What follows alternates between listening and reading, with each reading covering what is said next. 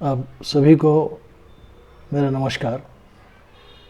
आज मैं फिर से चंद्रमा के विषय में बताऊंगा कि चंद्रमा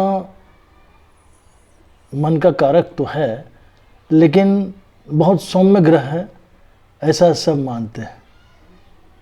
लेकिन यही चंद्रमा धनु लग्न की कुंडली में 8वें भाव का मालिक होता है, 8वें भाव का होता है।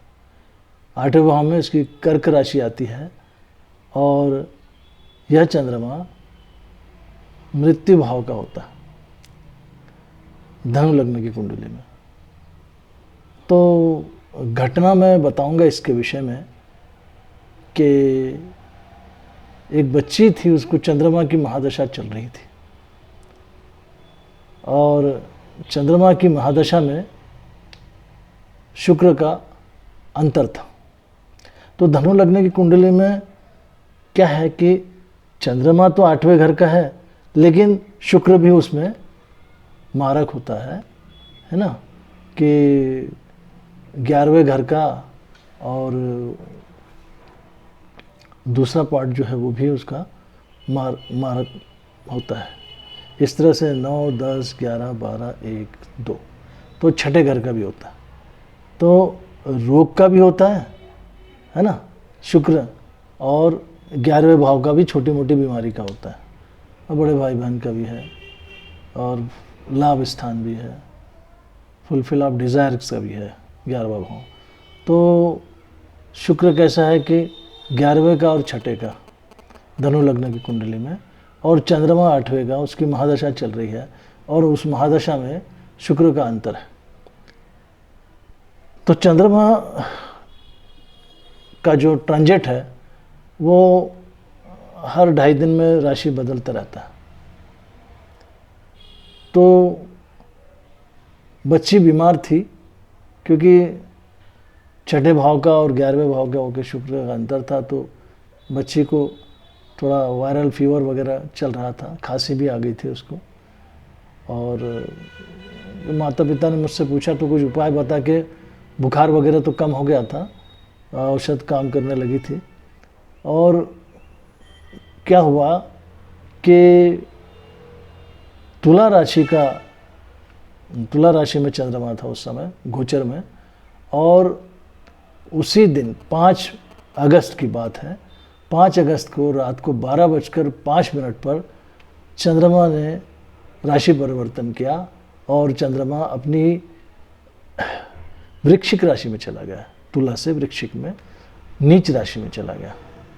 और 12:05 पर वो गोचर हुआ, और उसके बाद कुछ ही मिनटों में उस बच्ची ने कहा कि मुझे स्टीम लेना है, और इस तरह से गर्म पानी किया गया और एक दुर्घटना हो गई, क्योंकि 12वें घर में वृश्चिक राशि में नीच का चंद्रमा हो गया था। जो 12वां घर जो है ये हॉस्पिटलाइजेशन का भी है ना, और दवाई का भी वहाँ पर व्यय होता है, दवा खाने का भी खर्चा होता है वहाँ पर, और विदेश का भी भाव है।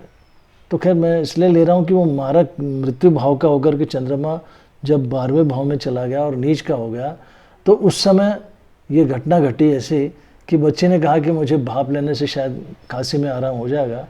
तो उसके माता पिता ने पानी गर्म कर दिया, अच्छा तेज गर्म किया कि उसमें से भाप आने लग जाए, और उस बच्ची को उन्होंने स्टीम लेने के लिए कहा। तो क्या हो गया कि वो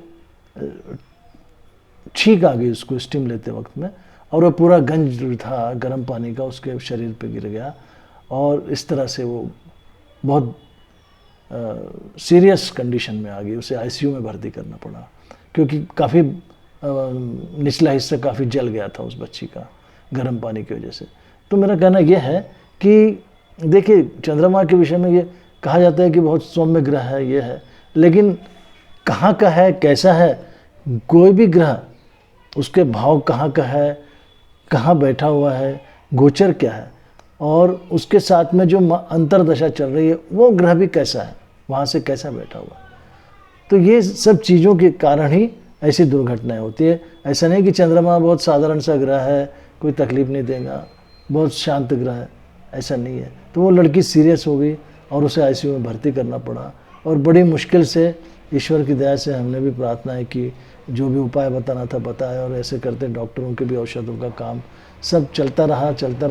तो डॉक्टरों ने 22 दिन का बताया था, तो उसका 11 दिन में ही डिस्चार्ज हो गया और काफ़ी सुधार अच्छा आया उसमें, उपायों को बता करके और प्रार्थना वगैरह से। जो भी जाप है, उसकी माँ को मैंने जाप बताया था, जाप करना करके कंटिन्यू आप लोग, और उसकी जो ऊपर से उतार के कुछ फेंकने के लिए बताया था। तो इस तरह से वो बच्ची जो है, क्योंकि चंद्रमा का उसके जो नेगेटिव पार्ट है वो तो निकालना ही पड़ेगा, तो इस तरह से मैंने कुछ उपाय बताए थे और वो बच्ची बच गई।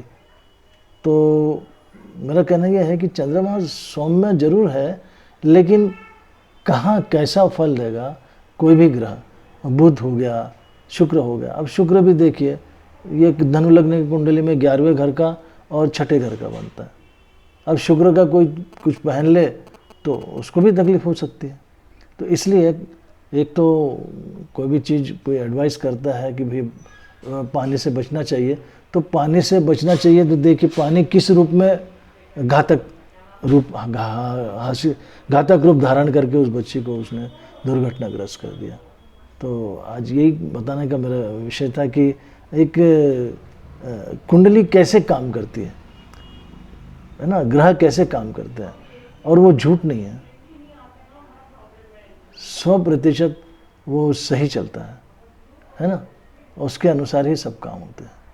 और प्रत्येक दिन गोचर में परिवर्तन आते रहते हैं, है ना। सूर्य परिवर्तन करता है, महीने में एक बार राशि बदलता है, और लग्न हर 2 घंटे में बदलता रहता है।